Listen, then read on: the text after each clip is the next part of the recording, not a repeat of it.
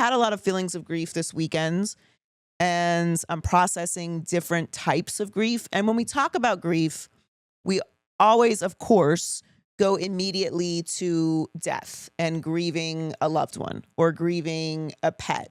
We don't really get into the entirety of what grief and the word grief means. And grief is a very big word.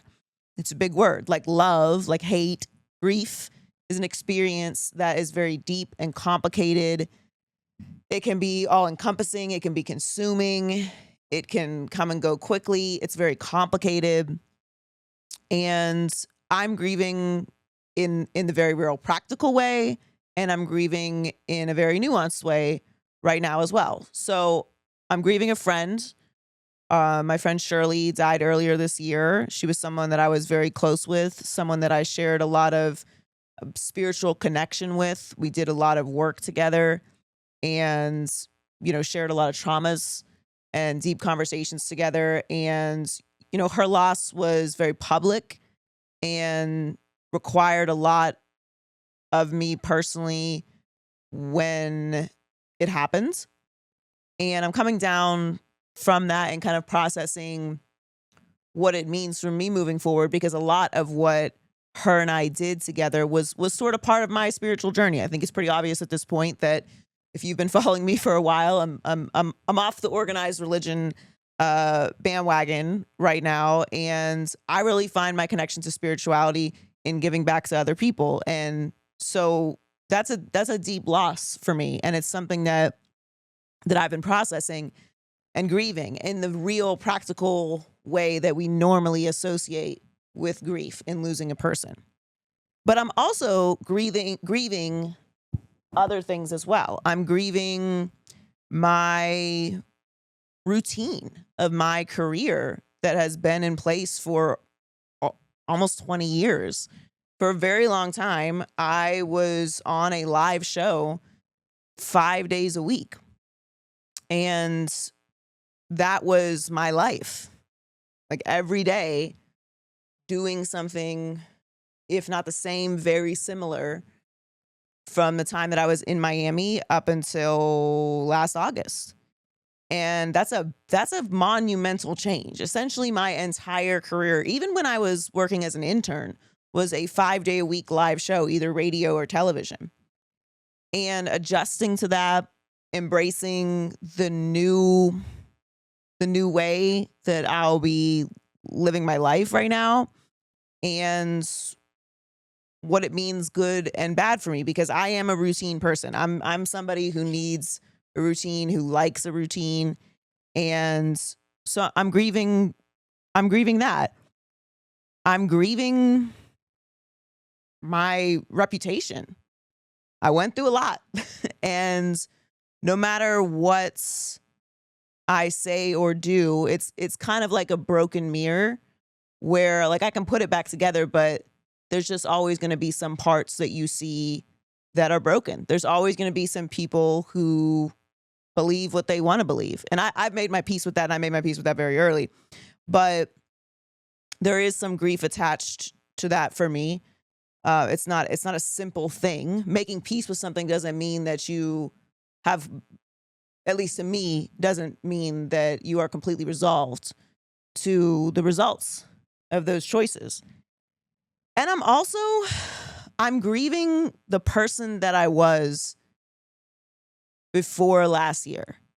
I was really in a different space as a human. I had done a lot of work on myself.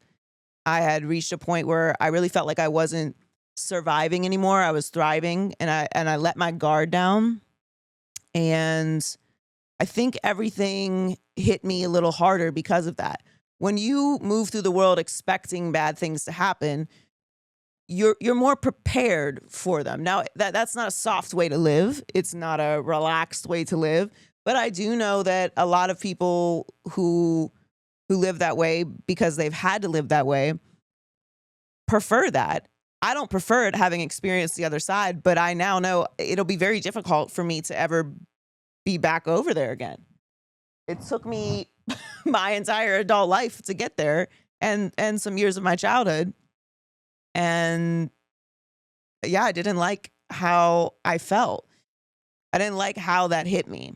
And I think with any traumatic thing you go through, you change. And some people will tell you, okay, you don't know how you're going to change. Maybe you'll change for the better. Maybe it'll make you this or it'll make you that. And I want to believe that, but being someone who's gone through a lot of different traumatic things, I don't know that the trauma made me better. It made me different. It gave me different perspective. I guess in some ways it gave me empathy for certain people because I had gone through the same thing. But if I look at it from a grand, bigger perspective, I wouldn't have preferred to go through those traumas. Now I love the person that I am and I love my life. And listen, shit happens. You just don't have control over it. Everyone is going to go through things in life. You don't get to decide. It's not a vending machine of what you get to experience. And everybody has different things that they experience. So trauma is just it's a very complicated thing. And it is attached to grief in a lot of ways because you can't go back. Once you've experienced something that jarring, you just won't be the same again. It's when you lose someone extremely close to you. Yeah, you're going to keep living. You'll experience love and happiness again. You can experience the fullness of life, but you are going to be different. The world is different. Your experiences are different. The pain that you felt has taken something from you, and that's just the human experience. And if I'm really honest with myself about how I feel right now, moving through the world, still loving people, still having friends, still having relationships, still having to trust, still being a front-facing person, still being somebody that, attempts to be vulnerable, I have PTSD. I can feel myself being triggered by certain stories that I read on the internet, certain songs that I hear, certain experiences or comments from people will immediately put me back into that mindset and space. And it's I've dealt with things like this in the past and experiences like it. It's a bit more unique, but I'm 39 years old. I'm coming into a new chapter, not just as a person, but as you age as a woman, you experience different things than you do as a young woman, and you're more aware of yourself in a lot of ways, and in a lot of good ways as well. I definitely feel more confident in my body, in how I show up, in what I believe in, and what I stand for, all of those things, and what I want. But it's different. It's a change. And I think just when we talk about grief, yeah, of course, there's, losing a person is to me, the highest point of grief.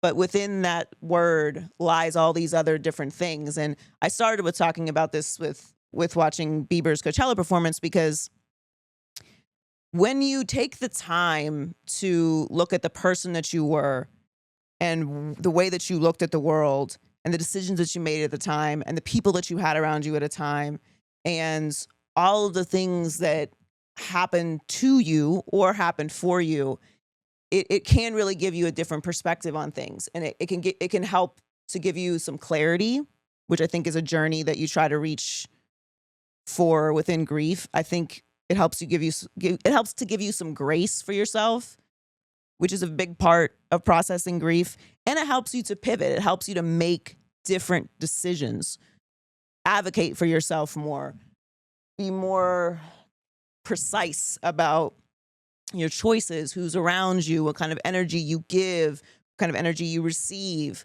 how you show up in the world. And I know that's something that I'm deciding still. And as I process these various, things and experiences that I'm grieving, I don't know that I can truly decide who I'm going to be, because I don't know. And I don't know that I'll be a better person. I don't know that I'll be a more forgiving person. And honestly, I don't even know that I care that I will be a better or different person in a more positive way. I care about protecting myself at this point, and I'm very unapologetic about that in this particular chapter.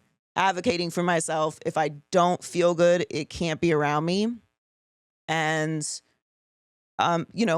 we can get into the word selfish on another day, but I've always said that being selfish is not always a negative thing. And I think if you are going through something similar to what I'm describing, being selfish, I think, is a very essential part of the grieving process if you're going to come out the other side. And you probably won't come out the other side